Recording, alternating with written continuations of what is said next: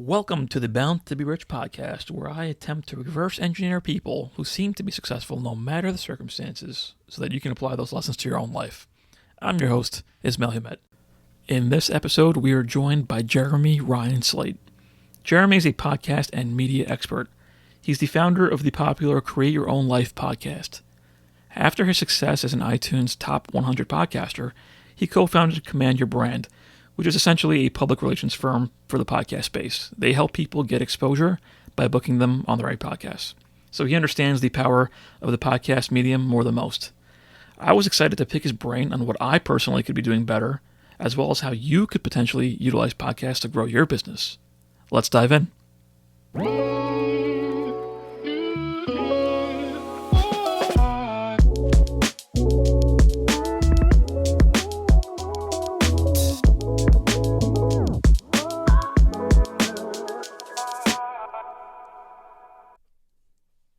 Jeremy, welcome to the show, man. Thanks for coming on. Hey, man, I'm stoked to be here, and as you said, you're using Riverside as your platform, which really excites me because I do all my interviews on it. So I'm excited to know that somebody's using the right technology, man. Yeah, I've mentioned to you before we got on, and people who listen to the show know I've been challenged to get more into video. My first video recording, I figured let's do it with a pro. I can tell Jeremy's looking at the camera. I'm looking at all these different screens. I don't know where to look, but we'll get through it. Well, my camera's back here on a tripod, and you had to it's funny to learn where that is and when you should look at it too, because at the same time you want to look down, it's oh, there you are, but now you can't see my eyes. So it's you have to kind of learn a different way to do a lot of this stuff. Right. I'm just in this mode lately where I just go for it. Just do things, try things. It may not be perfect, but go for it. For people who are not familiar with you, Jeremy, how would you describe what you do? How would you explain your background? Oh gosh, I am a nerd that didn't work out in nerding. Since I have a master's degree in ancient history, I studied Latin for 12 years.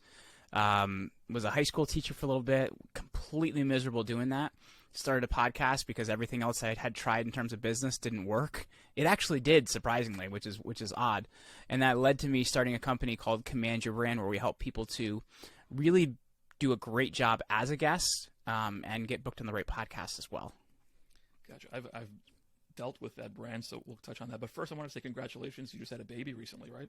Yeah, she is 3 weeks old as of yesterday. When you're recording this, as of yesterday. So that's child number 2, and it's interesting because I don't know if you have any kids, but she's significantly calmer than number 1, who is crazy. So it's been interesting, to say the least. It's funny because we were trying to I was speaking with someone on your team, going back and forth trying to schedule this, and I dropped the ball a couple times, and I'm sorry, I just had a baby. So I was apologizing for my delay, and oh, that's funny. Brooke told me that this morning. She goes, "Oh, it's funny. I want to let you know, he had a baby too. So it's if anybody kind of understands how wild your calendar's been right now, he does." And I was oh, cool, man. Because literally with our first child, I didn't take off any days because we really were. The company's doing well now. It's growing now, so I have a little bit of time. It's not to say I can do whatever the hell I want whenever I want. But 2 years ago when my first child was born, we were still trying to make a lot of things go right, which meant I had to work a lot more time than I currently do. So now I'm actually all right, cool. I'm just going to take some time off, make sure I'm the one doing the doctor's appointments and stuff like that, and it's it's a different viewpoint on things. So I'm curious to get your input on this because I just had my second one too. My first one's 2.5. Your first one 2.5. 2.5. So we're on the October same schedule, is when she was born. October he was born as well. All right, so 2.5. Damn, look at that, man. And I just had my son's now 2.5 months old about. And I actually found the experience to be way more difficult the second time. The first one is 2-on-1, divided up, take turns. Second one for me is more difficult, just his personality. He's not as easy, and it's just harder to juggle both and balance work, and I feel like I'm falling behind on everything. So I'm curious, how do you balance it all? How do you... Well, I guess... Go go ahead. I was just saying, how do you get everything done and still be a present father? Well, one part of it is, we have the team now, so I've learned to lean on them a lot more.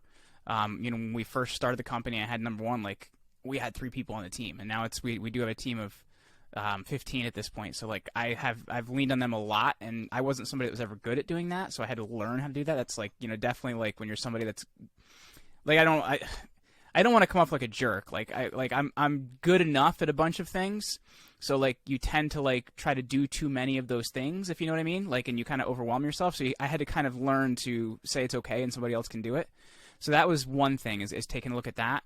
The other thing as well is, it's not perfect, man. Social media looks perfect, but life isn't perfect. You know, sometimes the baby's crying and you got to figure things out. So I got a sound filter, which is the best thing, by the way, Crisp.ai. They have an HD sound filter. It is awesome because like you can have a baby crying and nobody knows. Wow. But the other thing is too is you know, kind of just learning to communicate more as well. My second child has been a lot calmer than my first one. My first one is like we had all of our blood tests the other day to find out we all had COVID antibodies, and she got her blood test and she goes, "Cool, can I do it again?" So like that's what the kind of kid she is. So she's intense, and it's been interesting because it's like we have to stop her from like running and trying to go hug her sister and stuff like that because she's little. You know what I mean? Like we don't want her to hurt her and stuff like that. So it's been interesting, and one of the things we're realizing, like the second child's made us grow out of our space.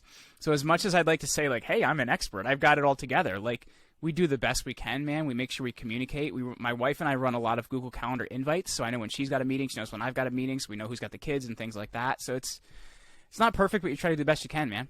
Yeah, it seems like you've got a pretty good handle on it. I'm sure it's not as clean and simple when it's actually, like for me, I'm struggling a little bit right now. You don't seem to have that anxiety because you have the team behind you. But you mentioned your wife, and I think that she's a co-founder with you. She is, and she's way smarter than me. How's it working with a spouse? A lot of people listening start a business and the spouse gets involved, Mm-hmm. and they all have that question: how do you balance it with the spouse and stuff? So you know, it's tough because I've never understood that viewpoint of like how do you work with your spouse, because like my viewpoint has always been like how do you not and I'll just be honest with you, like my wife and I've been together 12 years, like literally she is my best friend, like she is the person I tell about. I've always told, you know, about everything. You know, we have these deep conversations. So like for me, like it's actually great because she knows how I'll react to a certain situation. So because of that, she'll handle the situation a certain way. You know what I mean? Like she knows if a client says X, I'm going to do Y, so she better do Z. You know what I mean? So it's like that playoff has been really well. And I think also our personalities are good as well because I'm a big thinker. I can kind of put the concepts in there that are going to work, where she builds systems. Like you should see some of the spreadsheets that she creates to handle different problems. So it's like I think we're complementary in that way. I think when it may be difficult is when maybe you have the same skill set or things like that. I could see that being difficult, but for me it's been very complementary. Like I don't want to like say it's like the Brady Bunch here, but like at the same time, like we complement each other really well and we make sure we communicate a lot on it too. Yeah, I totally agree with you. I see it the same way. That's your partner in life. Who else? If you can't work with that person, I think you're going to have a hard time working with other people as well. But it seems like a lot of people have issues with that. So I like to ask that question to learn from.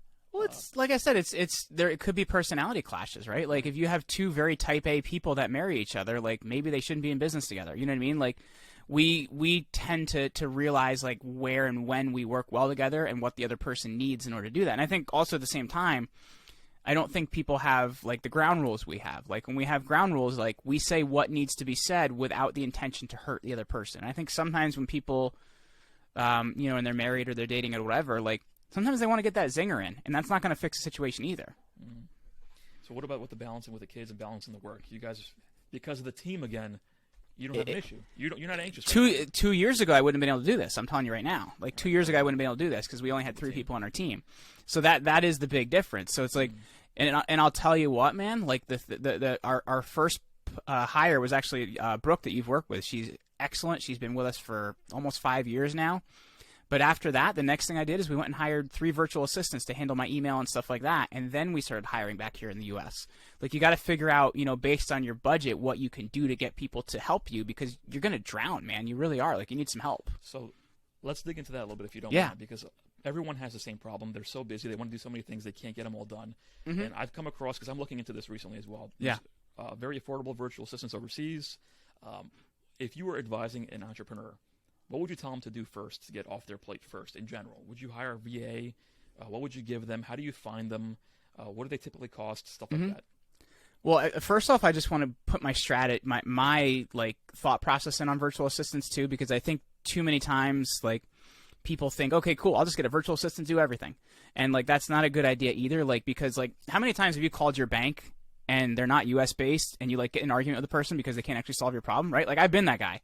So like I've realized there's a lot of things that, when it's either client facing or vendor facing, like in this case, with people working with podcasts, like they need to be US based. Like to me, that's just really, really important because you want people to get serviced in the right way. So that's kind of my philosophy about it, and I find that's really important. But when you're looking at things that you can get off your plate, what are the tedious things that can be built into a process that somebody doesn't have to be a specialist to learn? So that's like, how to handle things in my email for me. That's a really big deal because how many people drown in email? So you build a process around like, this is something I would, forward, reply, or delete, which is something I got from Chris Ducker. He has this idea of forward, reply, or delete. Those are the only 3 things. It doesn't sit in your inbox because too many people let it sit in their inbox and then, the thing gets drowning them. So email is one really big thing. Another thing is you can have a lot of marketing tasks that are done abroad. Like my whole video team is in the Philippines, and they're awesome. They're really, really good at what they do. They do an incredible job doing what they do. And, it's cheaper than it would be here in the U.S. So those snippets that I see you post on social media. Yeah, that's Joseph the video guy. He is incredible and an awesome human being. And they just know to go into the episode, they find that snippet, or do you tell them to pick the specific area? Like, it's all on that's interesting because I taught him how to think like I'd think. As weird as that sounds, like what I did is for the first year that we made clips like that, I made them myself. And I find like it's really important. We're going to build a process to build it yourself so that like what could go wrong, what could go right, things like that. So I actually have a Dropbox folder and number 1, number 2, his design is way better than mine. So mine are ugly as hell, but they're in a Dropbox folder. And I'm like, okay, these are the type of clips I would pick. And there was like 10 of them in there. So he realized, okay, cool, this is how Jeremy thinks. And then he's able to then go through, and every time he sends me one of these things, I'm like, damn, that's exactly what I would have picked. So he's gotten really good at learning exactly how I think and like what I would want to promote, and then he just makes it look prettier. Because, I'm not very graphic designy artsy. So like that was a really big deal too. And he's been with us for a year and a half, and he's awesome.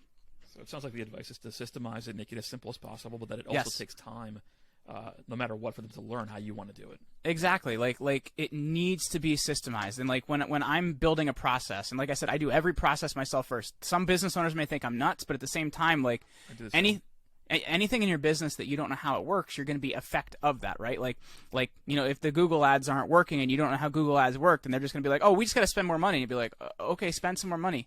Like, and if that's not going to fix the problem, do you get what I'm saying? So like when I'm building a process, I open up a Google sheet and I list every single step about it is one part of it. Then the other thing I do is, and people have different softwares they like. I literally just use QuickTime on my Mac to screen record, but some people like Camtasia, some people like other things. But I'll screen record and narrate an entire process. And one thing people do wrong with this is they'll say, okay, here's a 30-minute process or here's a 60-minute process. The problem with that is, like, let's say you change one thing, you got to record that whole damn video again. So the thing I do is all of my process videos, they're broken into 4 to 5 minute clips. So if I change something, all I got to redo is record 4 to 5 minutes to fix that. So there's a lot of the things you need to be thinking in, and how you can create less work for yourself in the future. Because too often people say, okay, so I want this done, go do it. Well, if they don't know how you want it done, if they don't know all the steps they want it done, if you've already figured it out, like, you're going to make it easier for somebody. You have to make a job inhabitable for somebody to be able to inhabit it. So what about the barrier that I come across all the time where people are so busy, they need help, but they're reluctant to spend the money on somebody because they're not making enough. They don't feel like they're making enough to justify it yet. How do you think about that? Like, do you first have to have enough revenue to cover that person, or do you stretch yourself and hire someone first because you know they'll bring you more revenue down the line? Got to get more revenue. No, that's really what it comes down to, man. Like you can fix a lot of problems with money. You know what I mean? Because you can pay your way out of it. So my strategy is, okay, how can I figure out how to sell more of what I'm doing so I can bring somebody on board? Because at the same time, stretching yourself, like, and just saying, okay, I'm gonna hire this person and figure it out, you're gonna be stressed as hell, man. Because you know what, that's what I did the first time, and it wasn't great, and which means I was taking side work to write paychecks for the people I'd hired. So like you don't want to think about it that way. You want to figure out, how do I get sales and revenue up so that I can bring on the bring on the next person, and then bring on the next person, and then bring on the next person. You can fix a lot of things with sales. So to me, I'm always trying to figure out, how can we make lead generation better? Because if we make lead generation better, then I have people to make the booking process better, have people to make the training process better, the flow process better. But if you have money to pay for those things, it's a game changer, man. It really is.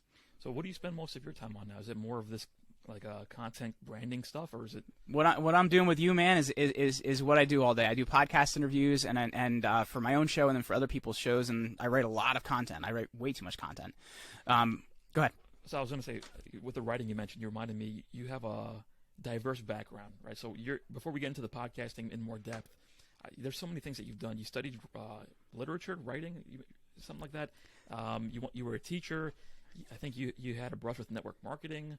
There was a bunch of things that you brush with network marketing. So, I like that description. I feel like everyone has a brush with. Oh gosh, marketing. Of course, man. I've had the same. What is your take on it now that it's in the past? Well, here's the thing I say is I have some friends that are very, very successful in it. But the thing I'll say about it is it's the best boot camp to business if you've never done business before, because you learn a lot of the hard skills that you need, and you learn to not be afraid of the cell phone. It is not going to bite you, though I thought it was for quite a while. So I learned a lot of those hard skills. Now I just know, given my personality, it just wasn't for me. You know what I mean? It wasn't for me. And it didn't work out. Like I sold life insurance. I was extremely successful selling life insurance. But you know how much it sucks sitting down with somebody and being like, so Ismail, you're going to die today or die soon. And you love your family, right? We wouldn't want anything to happen to that family. Like it's like a bad mob movie. So like, yeah. And like I was really good at it, but like you just don't feel good doing it. You know what I mean? There's some people that are probably like have a different viewpoint on it. Like, oh, well, I'm helping them after they're gone or whatever it is. Like for me, it just made me miserable. So you have to kind of find what works for your personality and your ability and things like that. And for me, it's communicating to people. Like I've always been really, really good at that. You mentioned my literature background. Initially, like I used what my dad would call $57 words. Like they're way too long and nobody understands what the heck they mean. So that's why like I had started with podcasting first before I started writing, because I can talk to people. Like that's not difficult. Like I can do that. And I got better at writing later on by doing more of it. And when I say got better at writing, like the type of writing that's meant so people can understand it, not to sound smart. So it's you got to kind of find what matches your skill set, your ability level, and what you like to do. Speaking of life insurance and death, I saw you were talking death and taxes on another show. You had a near-death experience, and I think your mother also had some kind of brush as well. I'm curious because I actually have a very close friend that I lost recently, so it's been on my mind. I'm curious, how did that affect your journey, if at all? Mm-hmm. And I'm specifically curious about. It seemed like the experience with your mother affected you more than your own experience. So I was like, I got to ask this guy why. Why did someone else's experience affect you more than your own experience? Well, it's at 19, I tore 3 major ligaments in my knee, and it's supposed to be a pretty easy surgery. Like they just take a ligament out of a dead guy, they put it in your leg, and you're good to go. It's a cadaver ligament surgery. But the surgery didn't go well, and I actually got lacerates during the surgery after the surgery because my blood oxygen level just wouldn't stay up, which is one of the things they're seeing like with a lot of COVID people right now is the blood oxygen level just isn't staying up so that people are doing well. So like that was kind of what happened to me. So I got lacerates. 4 days in, I'm just kind of fine. So it didn't impact me at all, right? Like it didn't change my life. But then when I was 24, my mom ended up having a really bad stroke. She's lost her language skills. She's lost the use of the right side of her body and things like that. So like that was really tough. It was tough because I think it was somebody other than myself. I think so many times because, as people we're selfish, we care about what's happening with us. We see ourselves as invincible. So like for me, it didn't really change me. And I know other people have a different viewpoint on that, but that's been mine. Like it just didn't really change me. And, almost losing my mom was the pattern interrupt for me, man. That was the thing that kind of set me off and like, well, how do I do something else? What is entrepreneurship? Like, what kind of impact am I going to make? What would happen if I died today? Like, none of those things had happened before that. That was kind of that, like, that trigger point moment that sent me off into doing a lot of what I'm doing now. Like, realizing, like, I need to do something more. I'm meant for more than, like, I don't know a lot of teachers, so this isn't like, a mean thing to say, but I'm meant for more than, being in a classroom with these kids. There's a different thing I'm meant to do. Well, that's exactly like the Bound to Be Rich, the name, the podcast. It's targeted to people like that, right? People, for whatever reason, it's not a knock on whatever you're doing as your career now, but you just have this feeling that you want to do more. You want to do more. I don't know why that's in us or what sparks you to take it more seriously. Sometimes it's an event like that, but then I have relatives that have had strokes, and they're fortunate enough where they're fine afterwards. Like it was like, okay, you're lucky, nothing, there's no lasting effect, and then because of that, you don't change your behavior. You don't make any changes because you're like, oh, I'm okay, nothing happened. It's just a shame that sometimes these things have to happen to give you the kick to do the things that you should be doing all along. It's sad, but it's a pattern interrupt, man. Like, we get stuck in doing the same thing every day, to do the same things every day, to be safe, to do whatever it is, and it's, as much as it sucks, we need that pattern interrupt sometimes to make us think in a different way. I have a friend that I was talking to him about this yesterday, and he's an artist that does some very, I don't know how to describe this, interesting art pieces where other people may be like offended by them in some ways. And he goes, my idea behind art isn't to offend people, it's to wake them up. It's to interrupt that pattern. And because I want them to like figure out, what else they want to do, or that they're meant for more. And I think sometimes we just walk through life in this like stupor, and before you realize it, you're 50 years old and you're trying to figure out how you got here, Right. So you also, I'm curious about this because I think I saw that you studied world religion at some point. Yeah. I studied world religion, and my undergrad degree was a double major in Catholic theology and Torah. Okay, so I'm curious because now it seems like you're in a space where you're utilizing a storytelling skill, right? I think you're really good at storytelling. Well, thank you. Did you learn anything from studying religions? Because there's a lot of stories in religions, right? I feel that's the superpower of how the religion spread in the early days. It was through stories. Yeah. Did you learn anything from that? Did you take anything from that to help you in your storytelling now, or not really? I'd like to sound smart and say I did, but I've just always been somebody, whether it's religion, whether it's history, whatever it is, that I've just always enjoyed a story. I was reading Tom Clancy books at like 11. Like I've always just kind of enjoyed story and narrative. So I think it's more of the nature of who I am and kind of how I went through life than what I studied, if that makes sense. Because I've always my parents were big believers, and my parents were both like, my mom, graduated high school. My dad didn't, and then went back and got his GED later on. So like to them, like reading and things like that was really, really important. So I was reading like the classics at like 5 years old because that was really important to my parents. And that's, really something that honestly I see as a gift from them, is I've always had a love and a passion for storytelling and legends and things like that. So because of that, like, I don't know, the ideas of the hero's journey and Joseph Campbell and things like that have always just kind of been innately a part of me, if that makes sense. Interesting. Has that literature background helped you? You said you do a lot of content writing now. Like, copywriting seems to be a different beast. Like, has that carried over, or not really? No, it was originally something that wasn't good. Like, it actually made me worse at it. And I actually, after I left doing all that life insurance and stuff like that, I ended up working, and it's funny because like copywriting is literally like my superpower now, but I ended up working at a friend's marketing firm, and I did that for like a year and a half, and I learned how to build websites, I learned how to write copy, and things like that. So for me, it was actually working for somebody that was really good at it, and actually sitting, like when you sit down and hash out a piece of copy and you like write something that you think is great and like it kind of gets all slashed in red, you start to learn those skills of doing it, those hard skills of writing it. And so like for me, like when I'm writing copy, I'm trying to think of like, how do I want the person to receive this? What imagery do I want this to create in their minds? What thoughts do I want this to create? And things like that. Because really when you're writing good copy, it's all about having reality with somebody, right? Like where you understand them, where you can make them understand you. And I think too often when people write it, they think it's about convincing. And if you're trying to convince somebody of something, good luck. But it's about showing the reality that's there and the agreement that's there. I feel like copywriting is one of the most valuable skills someone can spend time learning, and not a lot of people do it. Yeah. So super valuable. Well, if you look at some of the big copywriters out there, like I'm trying to think of names off the top of my head. Well, like, Gary but like Halbert. A lot. What's that? Gary Halbert. Well, yeah. If you look at people like that, like they'll get paid for a contract. They'll get paid like $20,000 to write copy for a site, because good, well-written copy can make people so much money, and it can be very effective. So it is one of the best and most important hard skills you can learn.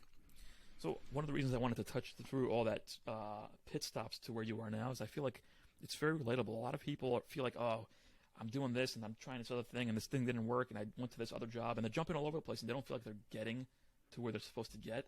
But I find that most people have that experience. Like that you're not born and right away from day one after you finish school, you're in where you're supposed to be. It's right. a process. It may be frustrating at times, but you have to go through all these things. And as Jeremy kind of was saying, he picked up things along the way, right? So he went to the copywriting job. He learned how to do copywriting. He learned website stuff, and now he utilizes all that stuff in his current thing, right? Am I wrong there? No, you're not wrong there. And I think a lot of people look at it and are like, man, it took you till like you're like 27 to figure all this out. Like, you know what I mean? Like, I'm gonna be 34 next week, but like, it took me. What's that? We're still young. Yeah, we're still young, man. And we still got hair, so that matters. But you're looking at it, and it's like it took me till I was 27 to like figure things out. And like I look at a lot of people that like, I went to school with, and like they're doing well in finance by that age, or they've made it to the law firm by that age. And I look at things now, and now we have the juxtaposition where I don't want to sound rude, but I'm doing better than them in a lot of ways. So like a lot of those things, each one of those things I failed at to get to that point is a huge learning experience. Like I've taken so much from sitting down and selling life insurance. I've taken so much from having to learn how to write copy, or trying to sell network marketing or whatever it is. So like each one of those things was a learning process. It's not a failure, but I think people look at it as failure, and we have this weird thing about failure in the society. Yeah, and I was just talking to my brother about this recently, where you're talking about comparing yourself to other people, and you can't do that because the journey's not over yet. Like, how are you going to compare when it's not over yet? We don't know where things are going to end up, right? It's too early to tell. We're still young. People figure things out much later than us. So it's just part of the process. But now I'm curious, okay, you ended up now focusing on podcasts. You have your own podcast. You help people get on other shows. Why did you decide, how did you land on that specifically versus all the other media and all the other opportunities? So in 2009, I walked into my professor's office. He was my thesis advisor. Wow, I kind of lisped there. And he's listening. It sounded like he was listening to like Z100 Morning Zoo. I'm like, what are you listening to? And it was like, in the morning. It's this podcast called The No Agenda Show. And I have been literally listening to that show since 2009. So like I've like it kind of like made me love podcasts. They've twice a week. It's Adam Curry and John C. Dvorak, and they sit and just riff on the news for 3 hours, and it's hilarious. And I've listened to the show twice a week for however many years it is, since 2009. So like I really liked podcasts. So when I had done all these things that didn't work out, I'm like, well, let me start a podcast. I can't fail at that, right? Like it's not like I'm intending to make money with it or anything like that. It was literally just for a creative outlet. And that approach surprisingly did really, really well. And it got me 10,000 listens in my first 30 days and things like that. So like it wasn't like I was like, I have this bright idea. I will start a podcast, and I will, like, I feel like everybody now is like, I will start a podcast and I will make advertising money and it will be wonderful. So it's like, it wasn't that intention. It just did really well early out of the gate, and people started asking me for help. And that's, how we started a company out of it. Yeah, it's funny because it's similar to me, where I just started as a passion project. I had another one. COVID happened. The event industry stopped. So I couldn't really, the other one wasn't really, it didn't feel appropriate talking about how to grow your business in the event industry when there's no events happening. That is a little weird. And because I don't know about you, but I'm like tired of like virtual events by this point. I'm like, give me people back. I need some humans, please. Yeah, for sure. It seems like we're almost there. We're turning the corner, thankfully. So I started as a passion thing, and then I found that it took off way quicker. It's kind of like you struggle so much trying to make things happen in these other ventures, and the one that you just kind of do for fun, that you don't feel like you're trying that hard, ends up working the best.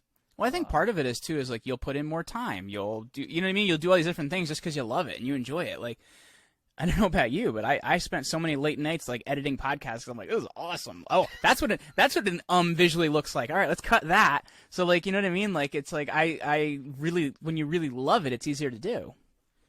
And now a quick message from our sponsors. If you're like me, you're always looking for ways to earn more with your hard-earned money. The big banks aren't helping because they barely give you any interest in your savings.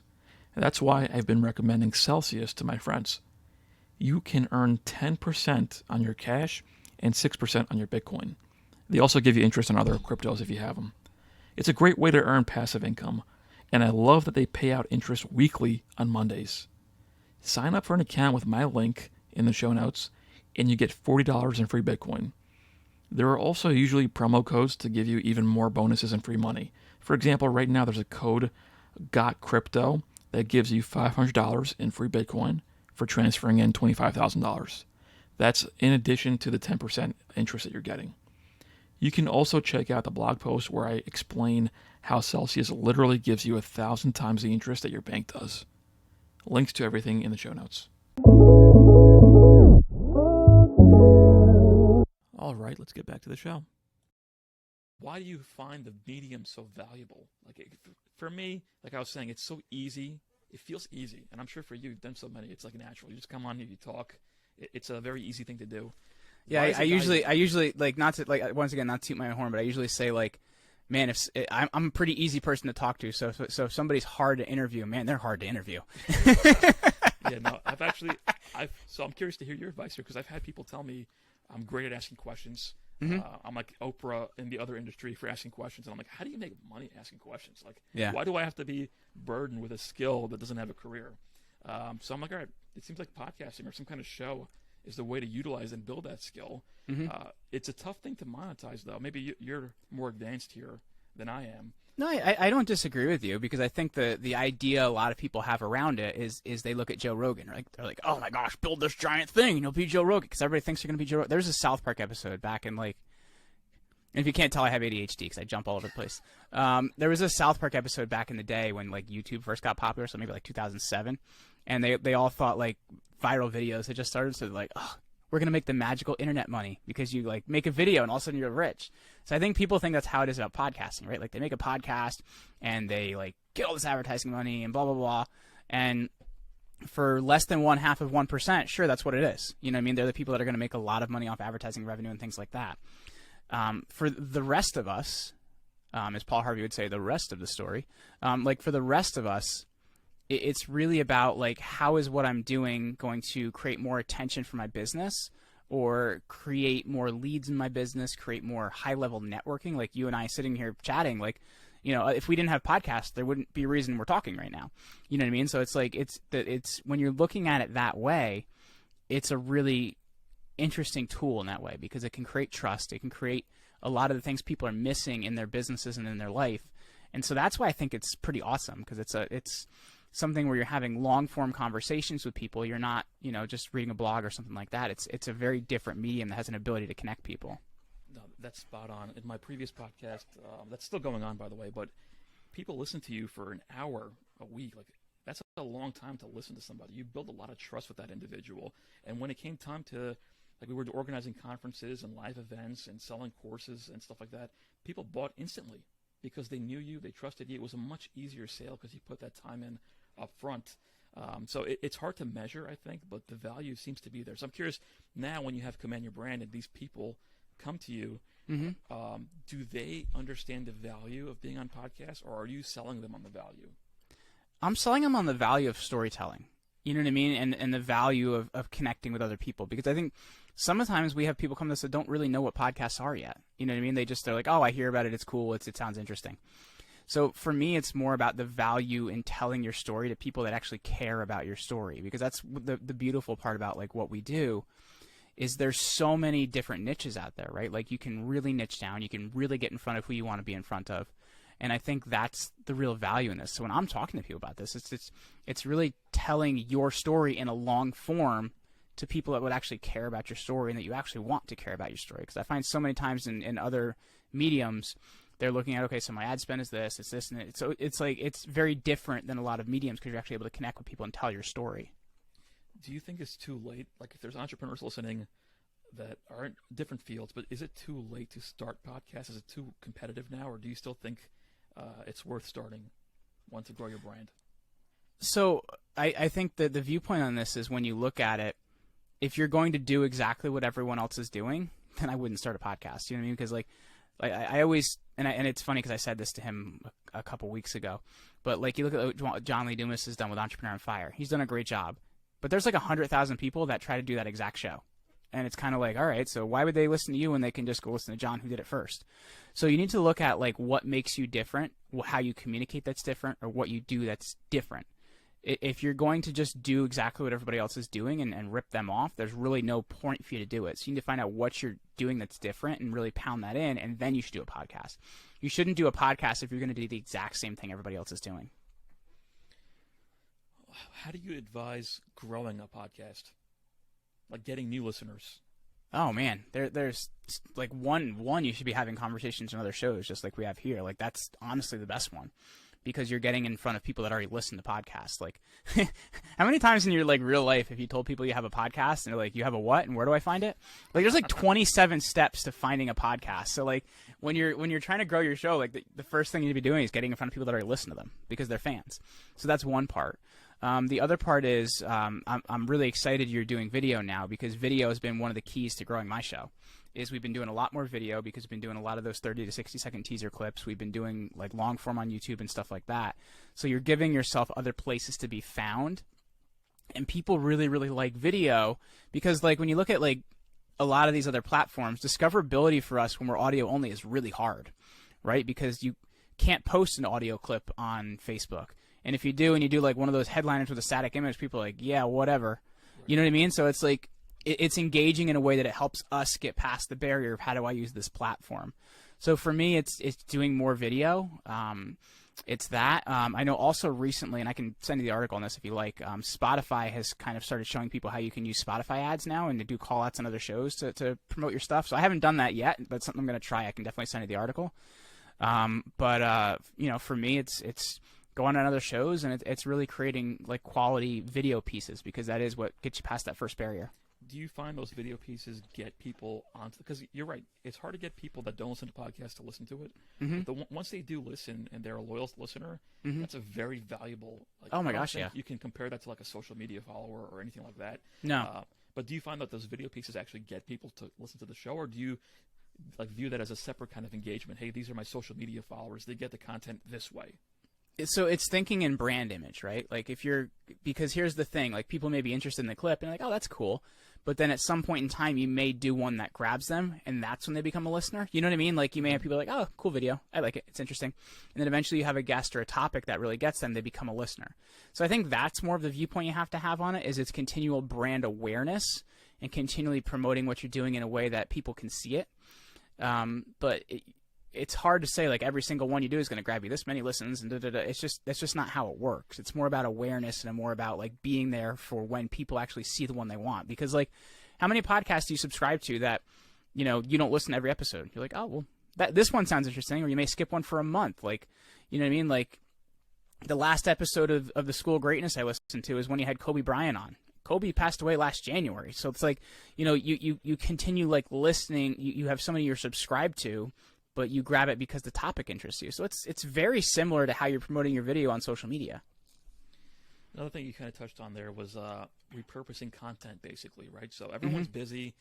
You talk to people about they got to do video, they got to do social, they got to do this, they got to do that, and they just look at you like you're crazy. How do you do it all? Yeah. And I find that it seems like the best way to do it is to create long form and then repurpose that into other ways. But I'm curious to hear your advice. How do you do it? How do you tell entrepreneurs to like really squeeze out the value of whatever they're already creating?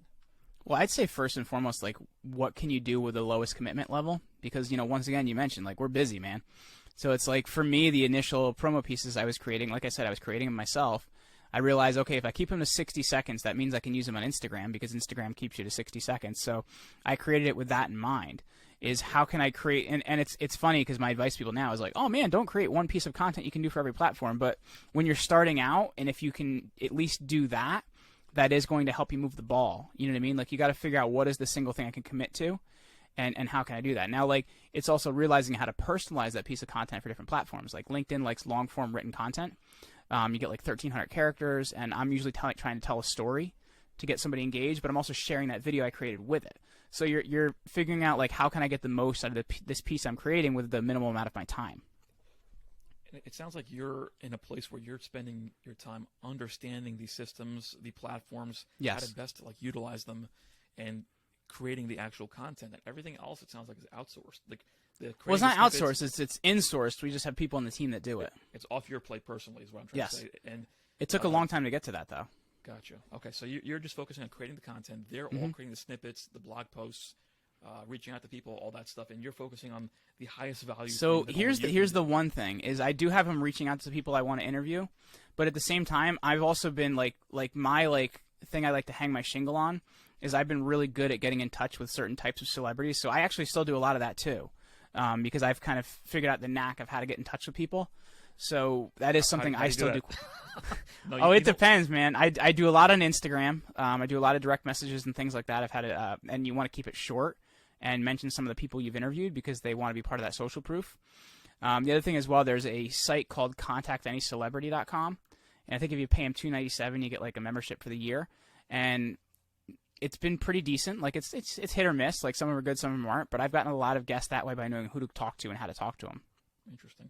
I feel like it depends what you mean. Like some like A-list superstar celebrities, it's hard to reach no matter what. Oh yeah, well some people I think are celebrities, other people don't think are celebrities. So exactly. So it's a perception.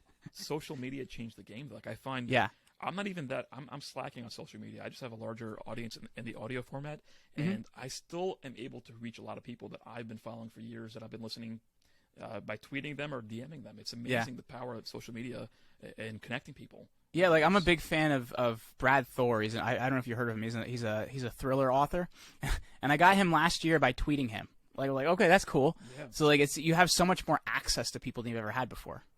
And maybe some people don't care about Brad Thor, but for you, exactly. For me, that was like, oh my God, Brad Thor. Okay, so how do you? I know you're also big on like PR. Well, that's what we've been talking about the whole time here is PR. We really have because PR is creating that know, like, and trust factor. How do you differentiate between PR and marketing? Because people get that's my favorite question. There you go. That's my favorite question because people don't understand it. Like, you know what I mean? When you're like, we've been talking about here is PR. A lot of what we've been talking about, and I think a lot of times like PR is creating that know, like, and trust factor. It's creating that I'm an expert at this factor. Now, marketing is what you put up behind it so that more people see it, right? Like that's the paid traffic, that's the campaign, that's the where you're going to do it. But PR is that know, like, and trust factor. It's the right articles, it's the right media placements, it's the right ways you're communicating. Like a lot of social media posts are PR, but it's what are you going to when you actually put power behind it and a plan behind it. That's where the marketing comes in. They're a symbiotic thing, so it's hard to see where one begins and one ends. But when you're creating that know, like, and trust factor, that's PR, man. Like we've been talking about here, like. When you're being on a podcast, that's a PR action. Like as much as people say, oh, I don't want to spend that money on marketing. It's not marketing. Being on the show is PR, and then what you do with the show after it's done, that's marketing. You know what I mean? Like, okay, I've got this piece. I'm going to promote it. I'm going to get it out to these people. We're going to put this paid traffic behind it. That's marketing. If you had someone telling you, I'm so busy, I can't measure the ROI of PR, why should I do it? Like, how do you justify spending all this time on PR when it's so hard to measure what you get out of it? I find that people get stuck there. I'm a child of the 80s. Are you a child of the 80s? Yes, the late 80s. Okay. Do you remember? Well, I was born in 87. So, like, 88. There used to be a game, I don't know if you remember this, called Hungry Hungry Hippos. Oh, yes. So I always explain to people like this. If you want to keep playing Hungry Hungry Hippos, then treat everything as marketing, and you'll keep playing Hungry Hungry Hippos. See, because what happens is, like, once again, when you're doing the right PR, your marketing works better. Your marketing's more effective. People know who you are, so when they see your marketing message, they will take action on it. So that's the way I explain it to people. If you don't do PR, you're going to keep throwing your money away on marketing campaigns that aren't converting. So you need to be able to do both, or you're going to keep playing Hungry Hungry Hippos till the cows come home, man.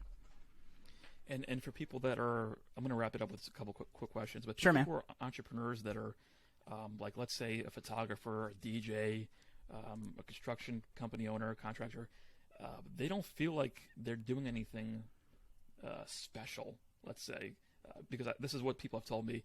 What am I going to put out there? What am I going to, if I create a podcast, what am I going to talk about? Who's going to listen to me? Who's going to follow me? Yada, yada, yada. How do you address that kind of barrier?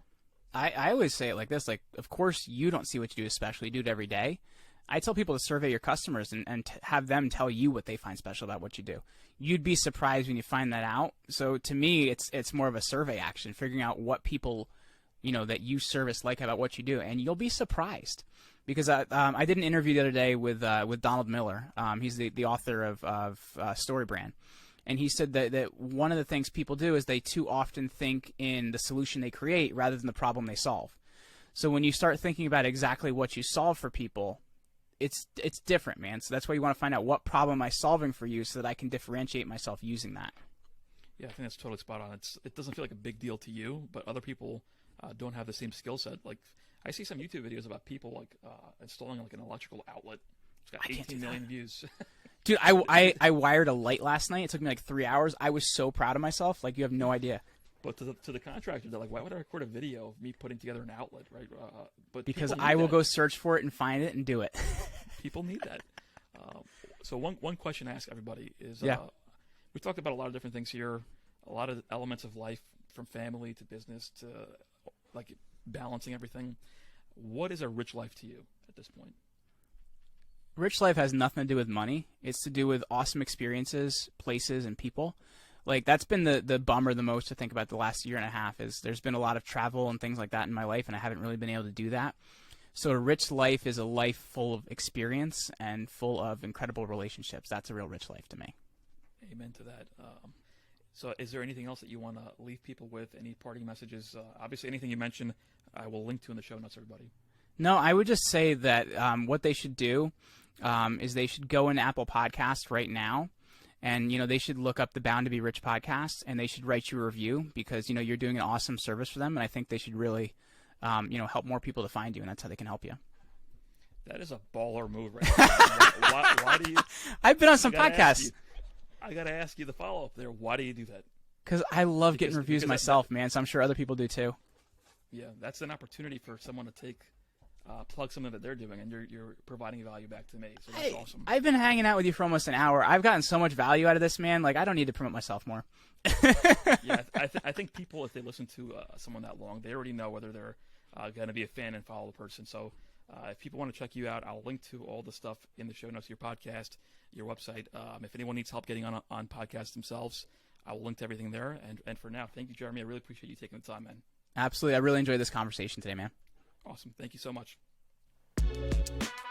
And there you have it. If you enjoyed this episode, please remember to leave a review. I may even give you a shout out and read yours out on the show. For any and all resources that we discussed, check out the show notes or head on over to boundtoberich.com.